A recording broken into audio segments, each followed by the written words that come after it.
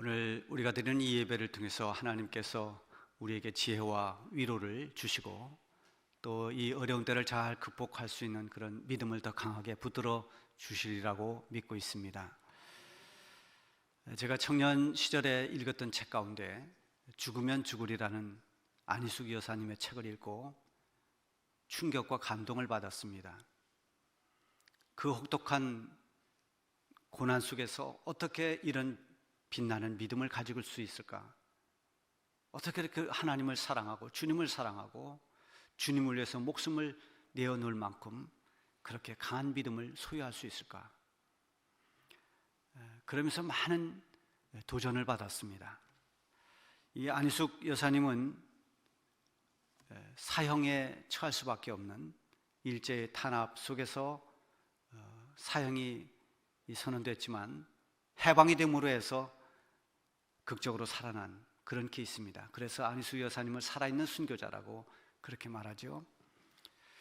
루마니아 출신의 리차드 범브란트라고 하는 목사님도 살아있는 순교자라는 별칭을 가지고 있습니다. 이분이 루마니아 공산당에게 체포돼서 2차례에 걸쳐서 감옥 생활을 한 것이 14년입니다. 많은 시간을 감옥 생활을 했습니다. 그가 감금되었던 그 감옥은 우리가 생각하는 그런 교도소가 아닙니다. 상상을 초월할 만큼 열악한 그런 감옥에서 그는 고통을 받으면서 또 고문을 받으면서 그런 견디기 힘든 나날을 보내야 했습니다. 그래서 이 범브란트 목사님이 그런 고통을 이겨내면서 정말 하나님이 살아계시는 걸까? 하나님이 지금 역사하고 계시는 걸까? 하나님이 살아계신다면 왜 이런 고통과 이런 암흑 같은 어둠을 거둬주지 않으실까? 때로는 이런 낙심도 했다고 합니다. 그러면서도 그가 끝까지 붙잡고 있었던 것은 하나님의 말씀인 성경이었습니다. 성경에서 그 마음의 울림이 되었던 말씀은 특별히 두려워하지 말라라고 하는 말씀이었다고 합니다. 이 말씀이 마치 하나님의 우레와 같은 음성으로 들리면서 두려워하지 말라. 그 말씀을 붙잡고 그 모든 고난을, 고통을 이겨내면서 그 고난을 극복할 수 있었다는 그런 고백을 했습니다. 이 범브란트 목사님이 성경에 두려워하지 말라는 말씀이 얼마나 있는가 쭉 세어보았더니 365번이 기록되어 있다. 이런 말들이 전해지고 있습니다. 그래서 이것은 1년 365일 하루하루 매일 빠짐없이 날마다 하나님을 의지하고 하나님을 신뢰하면서 너에게 있는 모든 두려움을 극복하라는 그런 말씀으로 받아들였다는 것이죠.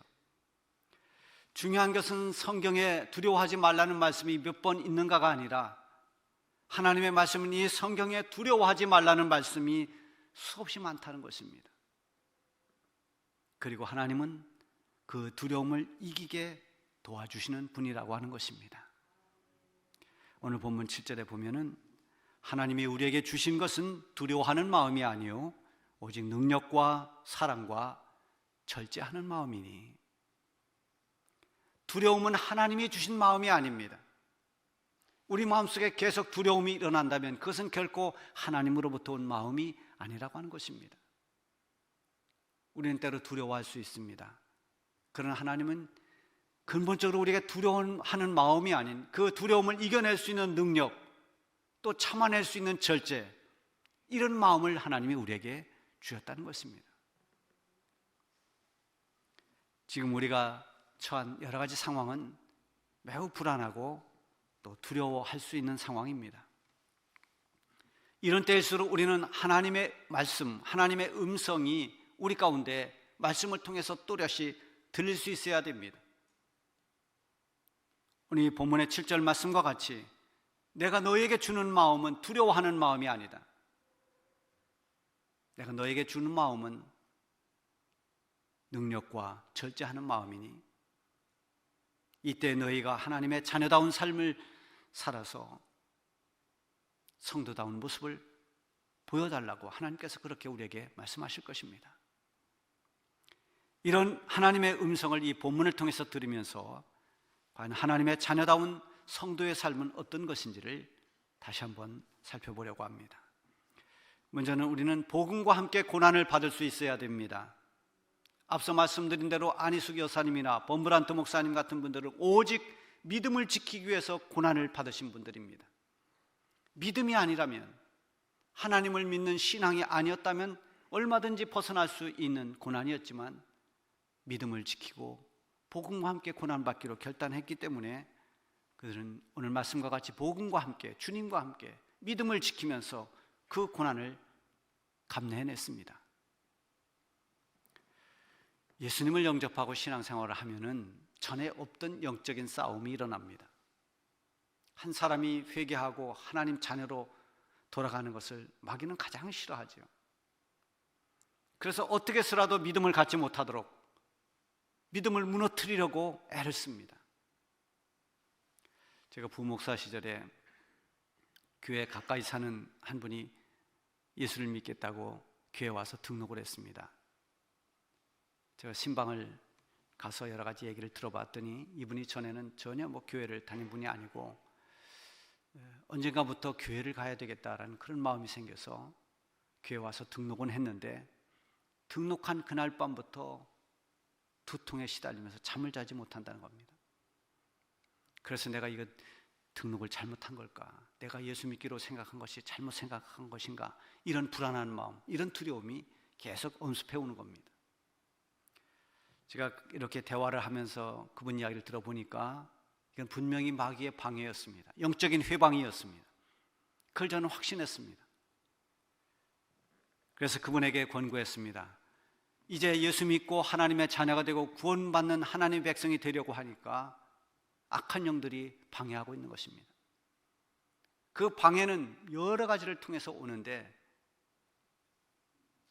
성도님에게는 이런 두통을 통해서 자꾸 불안하게 하고 교회에 나가지 못하게 하고 예수 믿지 못하도록 방해하는 것입니다. 이럴 때일수록 더 기도하고 더 하나님을 가까이 해야 됩니다. 내일부터 새벽 기도에 나와보십시오. 그렇게 권면을 했습니다. 그분은 그 이튿날부터 새벽 기도를 나왔습니다. 열심히 새벽 기도를 나오고 이제 나중에는 그 새벽에 방석을 다 깔아서 지하실에서 새벽 예배는 드렸는데요, 그 방석 까는 권사님하고 같이 방석을 까는 그런 분이 되었습니다. 그리고 그 어려운 처음 시기에 그런 악한 영들의 회방을 다 이겨내고 신앙생활을 잘하게 됐습니다. 고난은 이렇게 마귀가 우리에게 주는 게 있습니다. 회방하려고 고난을 줍니다. 그래서 무너뜨리려고 하는 것입니다.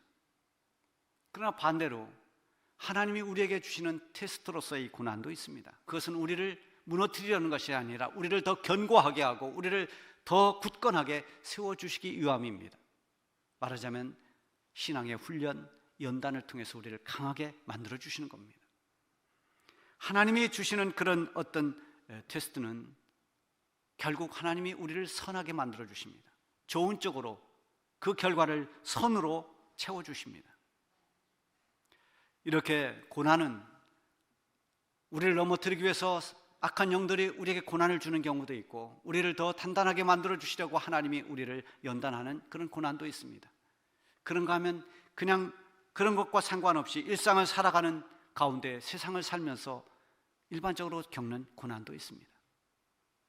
물론 이것을 구분하기는 쉽지 않습니다. 어떤 것이 세상으로부터 오는 일반적인 고난인지 어떤 것이 또 그렇지 않은 것인지.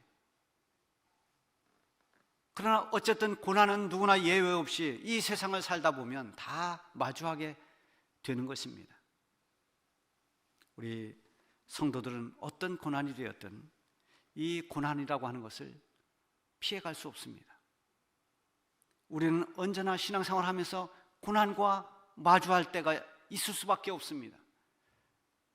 오늘 말씀에 복음과 함께 고난을 받으라고 하는 것은 복음을 위해서 너희가 고난도 받을 줄 알아라, 고난도 받아라 하는 권면이기도 하지만 너희에게 고난이 있을 때, 어려움이 찾아왔을 때 그때 너희는 복음과 함께 하라, 말씀을 붙잡고 있어라, 믿음의 자리에 서 있어라 라는 권고이기도 한 것입니다.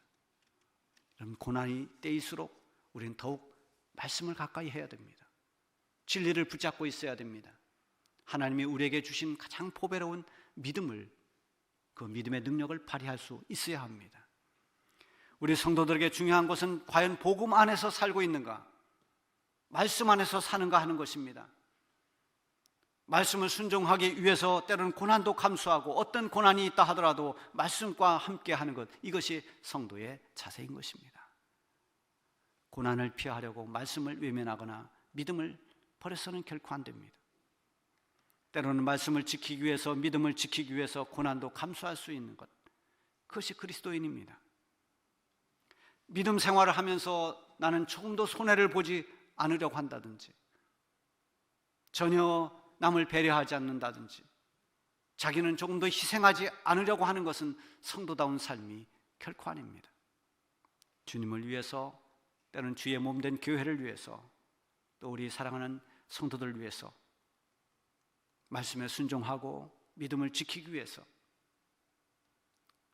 어떤 고난이라도 그 고난을 달게 받을 수 있는 이 모습이 아름다운 성도의 모습입니다. 여러분에게 어떤 고난이 있어도 그 고난이 결코 여러분의 믿음을 흔들 수 없고, 고난 가운데도 언제나 복음과 함께하고 말씀을 붙들고 믿음을 지켜나가는 성도들이 되시기를 바랍니다. 두 번째는 확신을 가지고 사는 것입니다. 무슨 일이든지 확신이 없으면 흔들립니다. 어떤 일을 바로 수행해 나갈 수가 없습니다.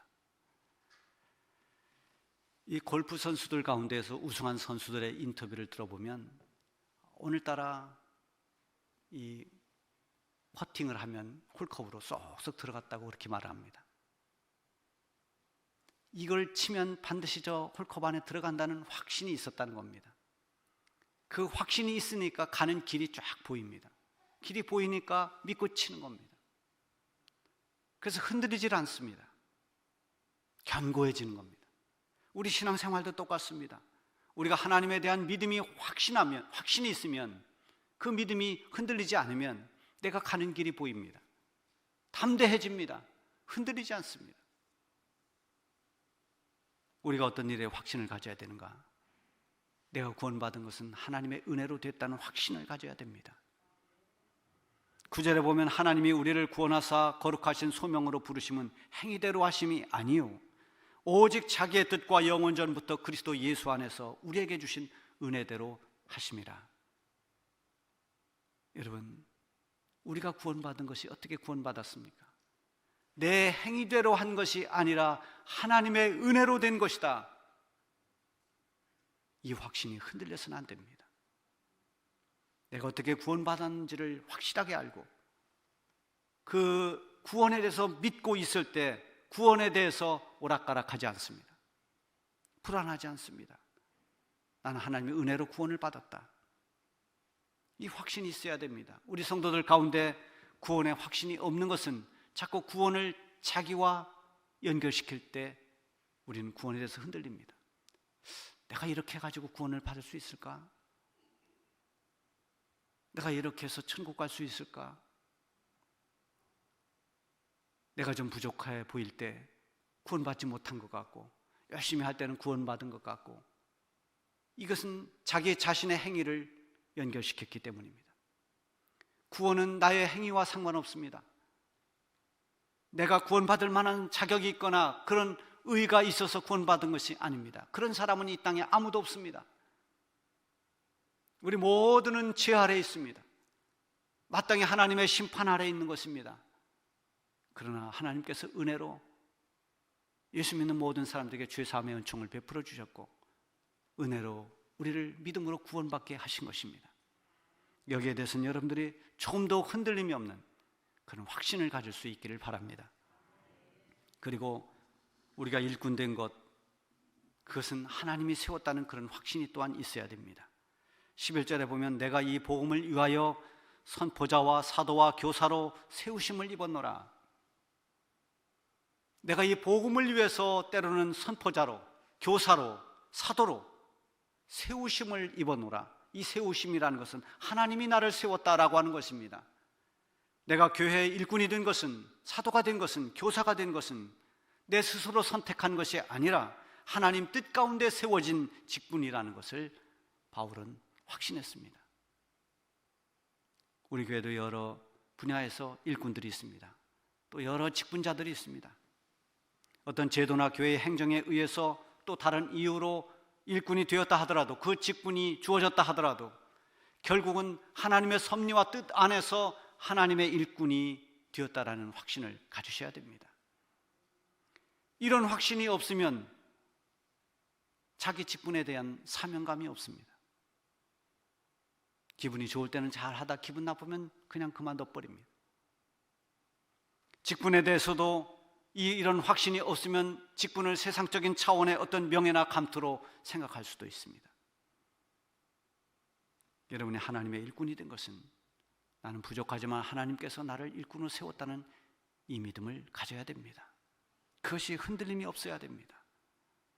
그렇게 될 때 자기의 직분을 하나님 앞에서 잘 성실히 수행할 수가 있습니다. 그리고 세 번째는 하나님이 맡겨주신 것을 감당할 수 있도록 나를 지켜주신다는 확신입니다. 12절 말씀에 그 말씀을 세번역 성경으로 보면, 그러므로 나는 이런 고난을 당하면서도 부끄러워하지 않습니다. 나는 내가 믿어온 분을 잘 알고 있고 또 내가 맡은 것을 그분이 그날까지 지켜주실 수 있음을 확신합니다. 하나님은 우리에게 맡겨만 놓고 방치하지 않습니다. 하나님께서 맡겨주신 일을 잘 감당할 수 있도록 하나님은 우리를 지켜주십니다. 어떤 고난의 상황이 온다 하더라도 하나님이 지켜주십니다. 그래서 우리가 그 일을 할 수 있는 것입니다. 하나님께서 나를 도와주시고 지켜주신다는 이 확신을 가지고 맡겨진 일을 잘 감당해 나가시길 바랍니다. 이렇게 하나님 은혜에 대한 확신, 그리고 하나님이 나를 세워주셨다는 그런 확신, 나로 하여금 맡겨진 일을 감당하도록 나를 도와주시고 지켜주신다는 이런 확신, 이런 확신들을 가지고 사는 성도들의 삶은 흔들림이 없고 성도다운 삶을 살 수 있게 되는 것입니다. 그리고 끝으로는 지킬 것을 지키며 사는 것입니다. 13절 14절에 보면, 너는 그리스도 예수 안에 있는 믿음과 사랑으로서 내게 들은 바 바른 말을 본받아 지키고 우리 안에 거하시는 성령으로 말미암아 내게 부탁한 아름다운 것을 지켜라. 여기 보면 지키라는 말씀이 나옵니다. 바른 말이라고 하는 것은 결국 바울이 디모데에게 전해준 복음의 진리들입니다. 들은 말씀을 본받아 지키는 것, 이것이 성도의 아름다운 모습입니다. 우리가 듣는 것 매우 중요합니다. 잘 들어야 됩니다. 믿음은 들음에서부터 나옵니다. 그리고 잘 배워야 됩니다. 잘못 배우면 정말 엉뚱한 길로 갑니다. 그리고 알아야 됩니다. 영적으로 무지하면 안 됩니다. 이렇게 듣고 배우고 아는 것 매우 중요하지만 그보다 더 중요한 것은 지키는 것입니다. 실천하는 것입니다. 말씀을 아무리 잘 들었어도 그 말씀을 따라 살지 않으면 소용이 없습니다. 말씀을 많이 알고 있다 하더라도 그 말씀을 실천하지 않는 것은 아무런 소용이 없습니다. 14절에도 내게 부탁한 아름다운 것을 지키라고 그랬습니다. 이 아름다운 것, 그것은 복음의 진리요 하나님 말씀입니다. 자기 역할을 잘해서 그 모습이 좋아 보일 때 우리는 아름답다 말합니다. 물론 어떤 경치가 아름답거나 눈에 보이는 어떤 가시적인 것들, 아주 이 모습이 좋을 때 아름답다는 표현도 합니다만, 어떤 선한 모습을 보면서도 그 선행이 참 아름다운 선행이다, 이런 표현을 합니다. 복음이 복음으로서의 역할을 할 때 복음은 얼마나 아름다운 것인지 모릅니다. 죽어가는 영혼을 살리는 일, 그것이 얼마나 아름다운 일입니까?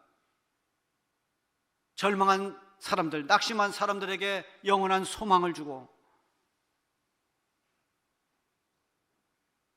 자기의 미래를 알지 못하여 불안해하는 사람들에게 영원히 사는 길, 구원의 길이 있음을 알려주면서 그 길로 인도하는 이 복음이 얼마나 아름답습니까?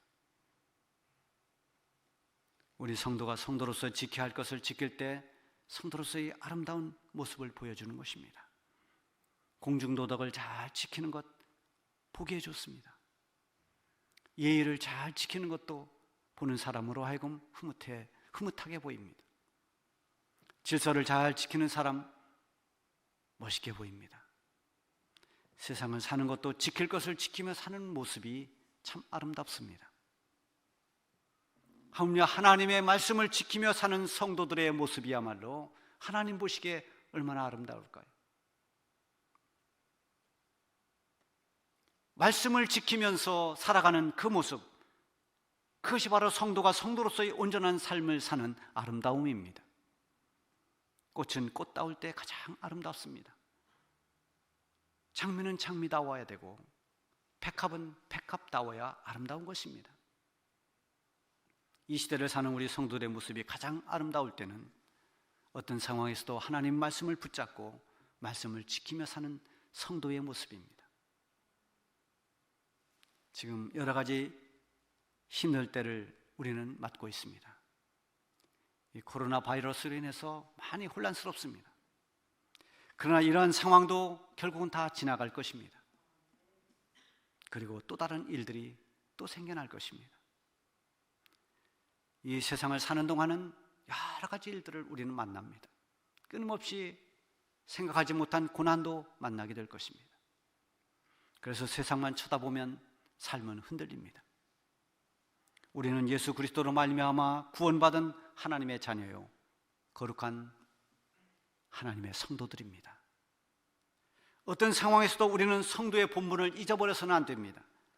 복음과 함께 어떤 고난도 받을 수 있는 결단이 우리에게 있어야 됩니다. 하나님께 대한 흔들리지 않는 믿음, 확신을 가지고 살아가야 됩니다. 하나님 말씀을 붙잡고 성도로서 지킬 것을 지켜 나가십시오. 그래서 이 어려운 때에 아름다운 성도의 삶을 보여주는 그런 우리 주중 가족들이 되시기를 바랍니다.